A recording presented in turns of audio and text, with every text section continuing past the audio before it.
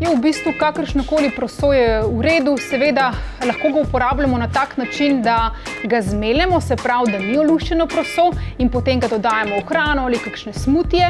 Lahko pa seveda uporabljamo tudi kaše, ki je taka oluščena oblika prosa.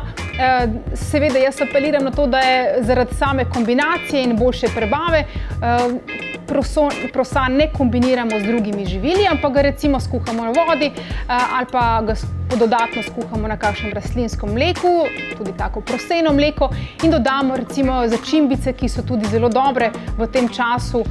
Lahko je, se pravi, kakšen kardamom, lahko je žafran, ki bo dodatno dodal en poseben okus. Seveda v takih sladilkih lahko uporabljamo, da ne škodujejo tudi našem prebavnem sistemu, lahko uporabljamo kakšno stevio, eritriol, ksilitol. Lahko tudi uporabljamo različne druge oblike, kot so tef ali sorghum, izjemno koristne, tudi bogate z beljakovinami, vitaminami B kompleksa, tako da vse je dobrodošlo v taki obliki. Kalček, naravno z okusom.